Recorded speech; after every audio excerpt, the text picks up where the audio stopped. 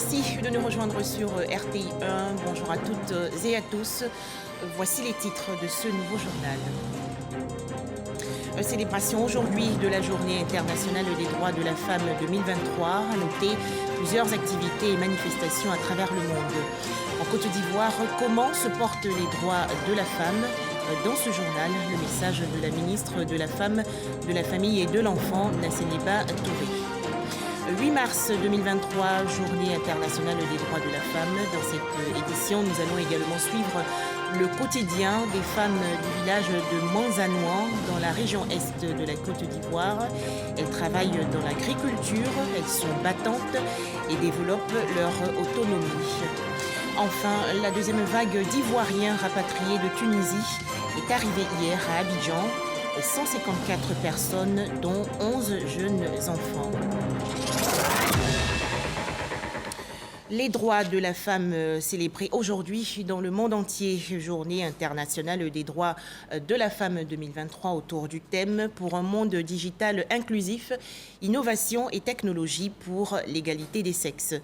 En Côte d'Ivoire, comment se portent les droits de la femme? Quelles actions gouvernementales pour les améliorer? Écoutons la ministre de la Femme, de la Famille et de l'Enfant. Nassénéba Touré est au micro de Sephora Zegui.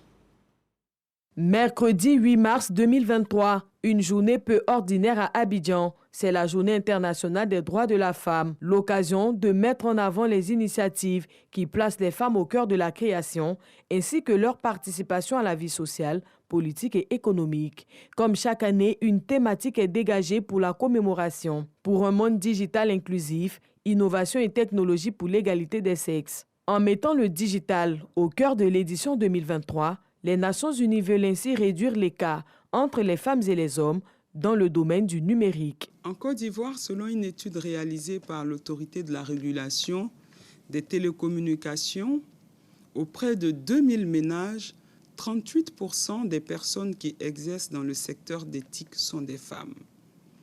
Afin de réduire considérablement ces écarts et offrir à tous les citoyens, hommes et femmes, l'accès équitable à des opportunités dans tous les domaines, le gouvernement ivoirien a pris d'importantes mesures, notamment dans les secteurs de l'innovation, de la technologie et du digital.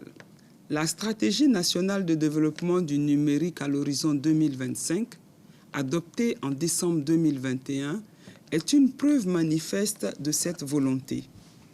Cette stratégie, à travers ses 7 piliers, offre de réels leviers aux femmes pour leur autonomisation sociale et économique. Le 8 mars est également une journée de rassemblement à travers le monde et l'occasion de faire un bilan sur la situation des femmes. Plusieurs groupes et associations de femmes militantes préparent des événements partout dans le monde pour fêter les victoires et les acquis, faire entendre leurs revendications et améliorer la situation des femmes.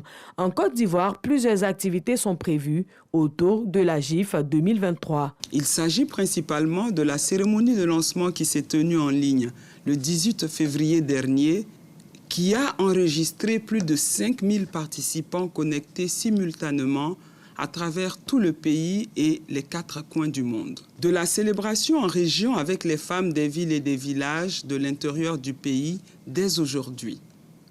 De la tenue du Salon de la GIF les 24 et 25 mars, innovation majeure de cette édition, qui sera une lucarne pour les experts du domaine, du secteur public et privé, des agences de développement, des ONG et des professionnels de l'innovation technologique et du digital, d'exposer les avancées du siècle en la matière.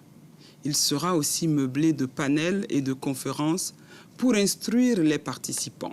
Cette célébration placée sous le parrainage de Dominique Ouattara, première dame de Côte d'Ivoire, se tiendra dans la commune de Yopougon. La GIF 2023 ne sera donc pas célébrée officiellement aujourd'hui, mais à la date du 30 mars, en raison de la demande de l'Organisation des Nations Unies, ONU, qui invite tous les États à célébrer cette année l'événement à son siège à New York. L'édition 2023 de la GIF va mettre la lumière sur la nécessité de protéger les droits des femmes et des filles dans les espaces numériques et s'attaquer à la violence basée sur le genre via les TIC. 8 mars 2023, célébration de la Journée internationale des droits de la femme. En Côte d'Ivoire, la cérémonie officielle va se dérouler le 30 mars prochain dans la commune de Yopougon. On le sait, le thème retenu cette année porte sur le digital pour l'égalité des sexes. Alors qu'en pensent les populations et organisations de défense des droits de la femme? Elles sont au micro de Angela Diallo et Didier Nguessan. La Journée internationale des droits des femmes 2023 porte sur les leviers d'inclusion sociale et économique des femmes en Côte d'Ivoire. Il s'agit de montrer la nécessité des technologies et d'une éducation numérique. Le lancement officiel s'est tenu le 18 février dernier avec environ 6 000 personnes interconnectées. Cette année, comme innovation, le digital est au cœur des préoccupations. Le digital, en fait, c'est pour apprendre. Il y a des gens qui sont aujourd'hui autodidactes grâce au digital. Internet est bon pour les femmes parce qu'ils peuvent aujourd'hui mettre les marchandises sur Internet pour que ça puisse les aider à avoir plus de clients. Pour le réseau ivoirien pour la défense des droits de l'enfant et de la femme, RIDEF, le digital peut servir de canal pour dénoncer les cas de violence basés sur le genre. Depuis l'année dernière jusqu'à maintenant, je pense 70% des personnes qui sont venues nous rencontrer, c'est via WhatsApp, via le site web. À nos autorités de rendre vraiment Internet accessible pour ne pas que ce soit un frein à l'accès à cet outil-là par les femmes. Selon la Banque mondiale, seulement 12% des femmes africaines ont accès à Internet. L'État de Côte d'Ivoire entend susciter l'engouement des femmes pour le numérique. À cet effet, le Salon de la Journée internationale de la femme et de la jeune fille a été instauré. La première édition se tiendra les 24 et 25 mars prochains. La Journée internationale des droits de la femme célébrée le 8 mars est également l'occasion de renforcer leur autonomisation, notamment chez les femmes en milieu rural. En Côte d'Ivoire, c'est l'objectif que se donne la coopérative Copaproman à Manzanouan, village situé dans la région Est. Cette coopérative a donc initié il y a 4 ans un projet intitulé « Association villageoise d'épargne et de crédit ». Alors comment se porte aujourd'hui ce programme? Les adhérentes sont-elles satisfaites? Pour en parler, Victorine Yao Yoboué. Avant, là, je vois un petit abri. S'il y a problème de l'argent, tu ne sais pas où tu vas gagner l'argent là. Mais grâce à avec là, en tout cas, madame, avec là, mon mari là, avant même, on ne se comprend pas, mais actuellement là, c'est bon. À Manzanouan, la situation d'Abiba n'est plus un cas isolé. Pour arriver à cette embellie économique que connaissent les femmes de Manzanouan, il a fallu dévoiler d'abord un secret de Polichinelle. Il faut reconnaître qu'en milieu communautaire, les femmes sont marginalisées par leurs maris, les producteurs en quelque sorte. Quand on finit la récolte, les revenus reviennent uniquement au monsieur. Et la dame qui a aidé le monsieur dans les différentes plantations ne gagne rien. Ce constat étant fait en 2018, la société coopérative à Noisette des producteurs de Manzanouan Copaproman décide la même année d'adopter désormais l'approche genre dans sa gestion pour plus d'équité. Cette démarche sera soutenue par des organisations telles que Care International, 100 Weeks et des chocolatiers. Ainsi seront mises en place les AVEC, Associations villageoises d'épargne et de crédit. L'AVEC permet aux différentes personnes dans ces différents groupes d'épargner et de prendre des prêts pour créer des activités génératrices de revenus. C'est dans ce sens-là qu'on a initié le projet pour leur permettre à ces femmes-là d'avoir des activités pour soutenir le monsieur dans les moments difficiles. Au total, plus de 300 femmes de Manzanouan et des villages environnants seront impactées par cette initiative. Grâce au prêt avec, plusieurs femmes comme Abiba ont pu étendre leurs activités. Les 20 gaz, avant là, c'est pas beaucoup. J'ai commencé pour faire débrouiller. Quand avec venu là, il a gagné l'argent pour compléter. Donc avec là, ça m'a aidé beaucoup même. Au début, c'était pas facile. Mais après, avec les financements, j'ai payé mon deuxième congélateur. Et aujourd'hui, vraiment, je suis très heureuse. Dans mon magasin, j'arrive à m'occuper de mes enfants sans problème. Ayant compris la force de la solidarité, ces femmes initient des projets communautaires en plus de leurs activités individuelles. Un de ces projets a séduit de par son originalité et s'annonce prometteur. C'est la fabrication de savon à base de beurre et de poudre de cacao. Comme ici, on produit beaucoup le cacao. Ce n'est pas seulement faire du chocolat, mais nous aussi, nous voulons faire du savon à base de cacao. On s'est lancé dedans. Aujourd'hui, on voit que ça va. Nous fabriquons plus que 500 savons par semaine. Ce qui fait plus de 2000 savons produits par mois pour un chiffre d'affaires mensuel de plus de 700 000 francs CFA. Malgré le succès de la savonnerie, les femmes ne se reposent pas sur leur laurier. La preuve, depuis 7 mois, elles ont ouvert leur ferme de 3000 pondeuses. 70 plateaux d'œufs en moyenne sortent de ce volailler par jour. À cela, il faut ajouter le maraîcher qui tient également toutes ses promesses malgré la rareté de terres cultivables pour booster la production.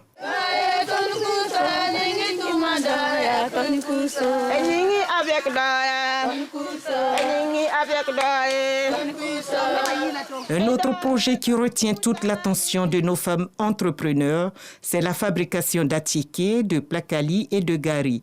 Aujourd'hui, c'est en de véritables femmes d'affaires qu'elles gèrent leur commerce. Nous achetons des maniocs là. Si on a eu 10 sacs, on a 100 000 francs. On enlève les dépenses qui sont dedans. Ça peut rester au moins 50 000, 60 000 comme ça. On dépose cet argent dans notre caisse. Il y a d'autres femmes aussi qui viennent prendre des prêts avec nous. Si on te donne 50 000 francs en venant avec l'argent au retour, tu dois nous donner 55 000 francs. Comme les 5 000 là sont nos bénéfices. C'est en fonction de ça, nous aussi, on prend pour faire nos besoins ici, dans notre société. Avec un chiffre d'affaires annuel de plus de 80 millions de francs CFA, l'engagement et la réussite des groupements de femmes de Manzanois font la fierté des responsables de Copa Promo pour qui le pari n'était pas gagné d'avance. Une bouffée d'oxygène au moment où plusieurs sociétés coopératives sont asphyxiées par le Cholen Shoot, le cancer du cacao. Depuis longtemps, on est resté derrière les hommes. Aujourd'hui, grâce à l'AVEC, beaucoup de femmes ont créé des AGR et elles ont envie de faire beaucoup plus de choses. Et même si aujourd'hui, la maladie du Cholen Shoot a fait qu'il n'y a plus de cacao, nos producteurs ne sont plus en difficulté financière parce que les femmes déjà les soutiennent financièrement à la maison de par leur activité. Dire qu'on est satisfait, oui, quelque part, parce que c'est un bon début. Si le début est bon, c'est que la suite sera meilleure. Et c'est ce que nous souhaitons pour nos producteurs. Les groupements de femmes ici ont suivi à la lettre toutes les consignes. Et aujourd'hui, nous pouvons dire que l'autonomisation de la femme est une réalité à Manzanois. Depuis le chef-lieu à Kobouassué, le sous-préfet encourage les 6 autres villages de sa circonscription administrative à imiter Manzanois et ses femmes entrepreneurs. Manzanois abrite 3 coopératives sur 5. C'est un village qui a su par sa population, sa jeunesse, les femmes impactées, le quotidien de la sous-préfecture par son travail. Moi, je pense que c'est la force de vivre ensemble. Ils ont compris qu'ensemble, ils pouvaient aller loin. Le défi actuel des femmes entrepreneurs de Manzanois, c'est booster et pérenniser leurs activités. Pour y arriver, il leur faut par exemple un moulin pour produire les aliments des pondeuses, des machines pour la fabrication du savon au cacao et pour la transformation du manioc. Voilà, vous venez de le voir dans ce dossier de Victorine Yao-Yoboué. Les femmes de Manzanois réalisent un chiffre d'affaires annuel de plus de 80 millions de francs CFA. Imaginez ce qu'elles pourront réaliser si elles s'approprient les nouvelles technologies de l'information pour s'ouvrir au monde. Des jeunes filles s'intéressent à la recherche agronomique dans le cadre de la Journée internationale des droits de la femme édition 2023. Des élèves du lycée Sainte-Marie de la commune de Cocody se sont penchés sur les métiers de l'agronomie. Plus de détails, Khalil Diomandé et Sephora Zegui. Des jeunes élèves issus du lycée Sainte-Marie de Cocody en immersion au Centre national de recherche agronomique CNRA. En tête de file, Makani Touré, Miss 2.0 édition 2022. Un petit briefing avant de débuter la visite. Il y a très peu de femmes chercheurs en Côte d'Ivoire, alors que les métiers de recherche sont aussi autant dédiés aux hommes qu'aux femmes. Donc c'est pour vous inspirer, pour que vous posiez beaucoup de questions, pour comprendre les parcours, pour savoir comment on devient chercheur. Aujourd'hui, j'ai tenu à envoyer mes petites sœurs de Sainte-Marie ici afin qu'elles découvrent un autre volet du métier agricole qui est le volet de la recherche, un volet beaucoup plus intellectuel mais qui nous pousse vers des avancées scientifiques qui aident la Côte d'Ivoire à avoir des prix et qui aident à nourrir la population. Les objectifs bien définis, le voyage s'entame. Durant 1 heure, les visiteurs parcourent différents laboratoires pour s'imprégner des outils et du processus de recherche. Leur attention sera retenue par quelque chose de particulier, la culture in vitro. Un thème qu'elles découvrent pour la première fois. La technique de culture in vitro consiste à placer en conditions artificielles et contrôlées des organes de plantes afin de reproduire plus vite ou en plus grande quantité des plantes entières. On peut faire des plantes de manière naturelle, les plantes peuvent pousser elles seules, mais l'homme aussi peut créer un milieu qui favorise la poussée des plantes à l'aide de la méthode in vitro. Ça peut multiplier encore, ça amplifie la production des plantes. Cette visite nous a permis de voir que ces métiers de l'agronomie ne sont pas faits seulement pour les hommes, mais aussi des femmes. On a des exemples, il y a plusieurs femmes qui sont dans les labos et tout. Et ça a poussé mon amour pour l'agronomie. La Miss 2.0 a eu une très bonne initiative et je pense qu'au regard des questions auxquelles nous avons eu à faire face, au regard de l'enthousiasme que nous avons pu observer chez les jeunes apprenantes, nous ne doutons pas que demain, la génétique, la biochimie, la biotechnologie soient des choses qui intéressent vraiment ces jeunes filles. Cette immersion au CNRA s'inscrit dans la dynamique du mandat de la Miss 2.0, Makani Touré. Elle entend mettre en œuvre un projet portant sur l'agriculture de précision. La jante féminine en constitue le cœur de cible. Toujours en Côte d'Ivoire, les agents féminins du ministère du Commerce, de l'Industrie et de la Promotion des PME ont participé récemment à une conférence. Les échanges ont porté sur le livre intitulé « Le secret d'une aventure », celle qu'on n'attendait pas au sommet. Ouvrage écrit par Euphrasie Yaokwesi, conseillère spéciale chargée du genre à la présidence de la République. Pour en parler, Dangui Dangui. Le secret d'une aventure, celle qu'on n'attendait pas au sommet. L'auteur de ce recueil a partagé ses secrets aux femmes du ministère du Commerce et de l'Industrie lors d'une conférence. C'était une occasion pour moi d'échanger avec mes jeunes sœurs, avec les décideurs qui sont venus, pour qu'ensemble nous voyions comment progresser l'année prochaine. Parce qu'on ne va pas célébrer chaque année la journée et être au même niveau. Et je pense que cette conférence aura l'impact nécessaire pour que chacun puisse arriver à son sommet. Parce qu'il y a plusieurs sommets. Leçon de vie, leçon sur la vie que le ministre du Commerce, de l'Industrie et de la Promotion des PME souhaite voir les femmes de son département s'en inspirer. Elle nous a montré l'importance de la détermination, de la conviction, de la résilience, de l'endurance, autant de valeurs. Et surtout, cette volonté de dépasser les contradictions, de dépasser les obstacles et de s'affirmer. Elle nous a montré comment, quand on est déterminé, on peut arriver. Témoignages, échanges, visites du stand de vente ont suivi cette conférence relative à la Journée internationale de la femme. Cette œuvre littéraire décrit et dénonce les problèmes de la femme dans la société. La femme de mes rêves, ouvrage écrit par l'activiste féminine ivoirienne Georgette Zamblé, a été présenté au grand public il y a quelques jours dans la commune de Cocody. Les précisions de Pacom Didi et Didier Nguessan. Féministe, experte en genre de développement, Georgette Zamblé retrace la jeunesse de son combat féministe dans l'œuvre littéraire « La femme de mes rêves ». À travers son histoire personnelle, ses motivations, les barrières qu'elle a pu briser, l'auteur veut laisser les traces et inspirer d'autres femmes. La femme de mes rêves, c'est l'histoire d'une féministe qui, dès son jeune âge, a compris qu'elle est égale en termes de droits aux jeunes garçons de son âge et aussi que la naissance d'une fille n'est pas un handicap, mais plutôt un privilège pour la société. C'est la justice, c'est le respect de la femme. C'est ça la valeur principale qu'il faut que nous retenions. C'est la dignité de la personne humaine tout simplement qui a des droits qu'il faut respecter.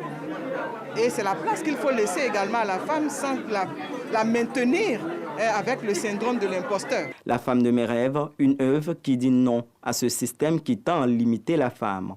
Un combat qui requiert l'assentiment des femmes, mais aussi des hommes. J'ai toujours été engagé, j'ai toujours été respectueux du caractère libre des femmes. Je pense que ce livre m'encourage en fait dans cette voie-là. Il s'agit donc pour Georgette Zamblé d'inviter chacune d'entre nous à ne pas oublier notre devoir de rêver et notre droit de rêver. Donc garder toujours le rêve de nos engagements et surtout s'impliquer encore plus en ayant conscience de ce que nous comptons. Une excellente coïncidence parce que le mois de mars, c'est le mois de la femme. C'est le mois où l'on doit parler des droits de la femme. Et c'est ce que fait ce livre. Tous les mots auxquels les filles et les femmes sont confrontées dans nos sociétés apparaissent dans ce récit. Dans cette œuvre de 140 pages, l'auteur dresse le profil rêvé de la femme, digne, ambitieuse et conquérante. La femme qui n'est plus sujette à des discriminations. Cette femme qui est consciente de sa place au sein de la société. Le coronavirus, notre ennemi à tous, combattons-le.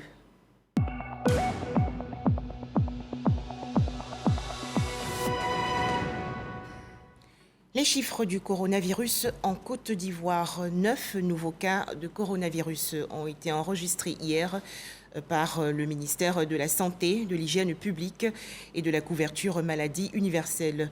La Côte d'Ivoire dénombre donc actuellement 88 255 cas confirmés de coronavirus, 87 397 personnes guéries, 834 décès et 24 cas actifs. Rappelons que le ministère de la Santé, de l'Hygiène publique et de la couverture maladie universelle invite les populations de plus de 12 ans à se faire vacciner gratuitement contre le coronavirus dans les centres de vaccination. Un tout autre sujet, à présent, le projet d'adressage du district d'Abidjan, le PADA, programme initié par le gouvernement en 2021, vise à numéroter les rues et autres maisons. Le PADA entre dans le cadre du programme de modernisation de l'administration et d'appui à la compétitivité de la ville d'Abidjan. Combien coûte cette opération? Comment avance-t-elle? Le point, Jean-Louis Bango. Abidjan, ville cosmopolite de plus de 6 millions d'habitants. Se repérer et se déplacer sur ce territoire de plus de 2000 km² reste l'un des plus grands défis pour les populations. Un défi que le gouvernement ivoirien a décidé de relever depuis quelques mois à travers un projet porté par le ministère de la Construction, du Logement et de l'Urbanisme. Le projet d'adressage de tous les districts d'Abidjan, PADA. Déploiement maintenant. Équipe Akmele, vous avez la rue qui passe juste là. Nous sommes à la cité Oribat d'Omelo, à Abata, dans la banlieue d'Abidjan. Avant de se déployer dans ce sous-quartier, l'équipe d'enquêteurs du PADA a une petite séance de briefing avec le chef de mission de l'assistance technique du projet. L'idée d'un adressage, justement, c'est pour éviter les imprécisions quand on essaie de se localiser. Bon, on a des systèmes de localisation GPS, mais les gens ne l'utilisent pas forcément. Donc l'adressage permet de baliser un petit peu tout le réseau de voies de la ville pour définir exactement où se situe une occupation. L'enquête est la première phase du processus d'adressage. Elle consiste surtout à sensibiliser sur le bien fondé de l'opération. C'est à quoi ça consiste à doter votre maison d'une adresse fixe et stable. Sensibiliser, mais également recueillir les informations auprès des riverains en vue de la constitution d'une base de données fiable. En général, ils comprennent très vite. Bon, il arrive parfois que certaines personnes nous confondent avec des agents du cadastre. Donc souvent, ils sont craintifs, mais après 2-3 communications, bon, ça passe.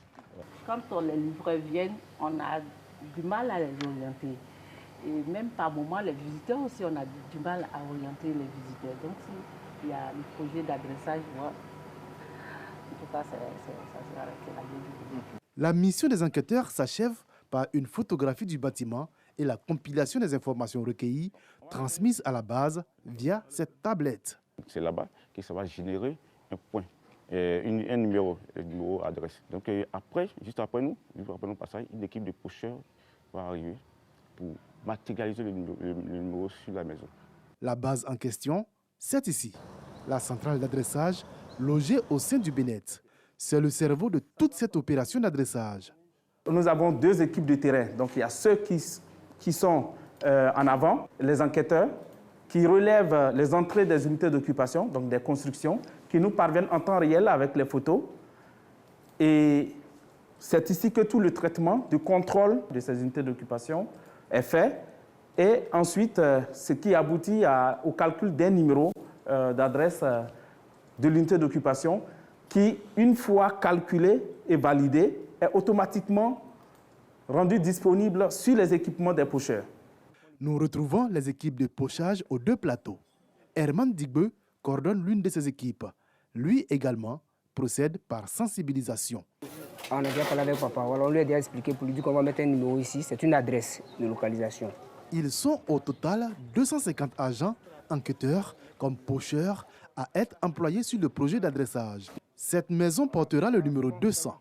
Le voisin immédiat, lui, portera le numéro 180. La Côte d'Ivoire a opté pour le système métrique, c'est-à-dire le système qui est beaucoup plus adapté à notre tissu urbain, qui est un tissu en perpétuelle mutation, où nous continuons de construire de nouvelles maisons. Dans le système métrique, il s'agit de prendre la distance depuis l'origine de la voie, et cette distance-là, si par exemple là nous sommes à 180, ça veut dire que nous sommes à 180 mètres de l'origine de la voie. Quand je me mets comme ça, ça veut dire que l'origine de la voie est derrière moi. Toutes les maisons situées sur le côté gauche auront des numéros impairs et les maisons situées sur le côté droit auront des numéros pairs. Mais l'adresse, ce n'est pas qu'un numéro, c'est également un nom de rue. Le numéro que nous voyons là, le début de l'adresse, aujourd'hui le gouvernement est en train de valider les propositions de voies qui ont été proposées par la CAPEC pour que ces noms soient divulgués. Lorsque ces noms seront divulgués, en ce moment, ça viendra compléter le numéro qui est là pour constituer l'adresse totale. Rendez-vous à la CAPEC, la cellule d'analyse des politiques économiques du CIRES, pour savoir comment se fait le choix des noms qui viendront s'ajouter à ce numéro pour un adressage complet. Les noms que nous proposons, c'est prioritairement des zones de chez nous, des gens qui ont marqué la zone. Et aussi, nous proposons des noms, des concepts clés du pays tels que la paix, la réconciliation. Et aussi, nous proposons aussi les éléments de notre culture, de notre histoire. L'autre mission de cette cellule, c'est également l'acceptabilité des noms de rues déjà existants.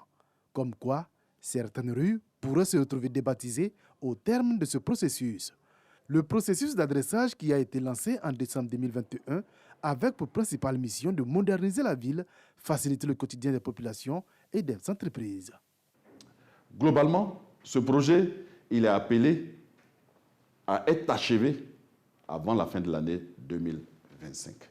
C'est-à-dire, on aurait toutes les unités d'occupation pochées, on aurait toutes les plaques de rue posées et on devrait pouvoir dorénavant circuler avec des adresses, numéros d'unité d'occupation rue. D'un coût de 15 millions de dollars, soit environ 10 milliards de francs CFA, le PADA est financé par la Banque mondiale dans le cadre du projet d'amélioration de la compétitivité du Grand Abidjan, PACOGA. Le projet devrait s'étendre juste après sur 50 villes de l'intérieur, Bouaké, San Pedro, Yamoussoukro, Daloa et Korogo. Direction à présent l'aéroport Félix Houphouët-Boigny de Port-Bouët qui accueille hier la deuxième vague de ressortissants ivoiriens rapatriés de Tunisie en raison des violences commises sur les populations subsahariennes. Il s'agit de 154 personnes, dont 11 jeunes enfants. Ces Ivoiriens vont séjourner à l'Institut national de la jeunesse et des sports dans la commune de Marcory, puis regagner leurs familles respectives. Les précisions de Moussa Konaté. Regard silencieux, l'expression de la tristesse d'avoir tout laissé et revenir au pays. Ces hommes et femmes résidant en Tunisie regagnent la patrie grâce à un rapatriement volontaire initié par les autorités ivoiriennes. Tout le monde connaît la situation en Tunisie et nous sommes heureux qu'eux-mêmes soient contents d'être de retour. Je voudrais profiter de l'occasion pour féliciter notre ambassadeur, son Excellence M. Savané Ibrahim, et l'ensemble de ses collaborateurs qui ont tout mis en œuvre pour apporter assistance à nos compatriotes dès les premières heures des malheureux événements survenus en Tunisie. C'est la deuxième vague d'Ivoiriens rapatriés. Ce sont 154 personnes, dont 11 bébés, qui sont rentrés en Côte d'Ivoire. Les actions se poursuivent pour d'autres vols retour d'Ivoiriens en Tunisie. Nous avons une liste de plus de 1000 personnes qui se sont inscrites pour le retour volontaire chez eux en Côte d'Ivoire et tout est en train d'être mis en œuvre pour leur rapatriement. Je voudrais aussi profiter pour exprimer notre gratitude à son Excellence M. Alassane Ouattara qui a dégagé les moyens pour que tous ceux qui le désirent puissent revenir chez eux. À leur arrivée, ces personnes se soumettent à des procédures administratives. Elles bénéficient de prise en charge avec un séjour à l'INJS avant de rejoindre leurs familles respectives. Enfin, ce rappel, votre émission Ça fait l'actualité sera diffusée à 16h précises aujourd'hui sur RTI 1. Au menu, comment éviter les cas de mort subite des sportifs dans les stades. Voilà, c'est la fin de ce journal. Merci de toujours suivre RTI 1.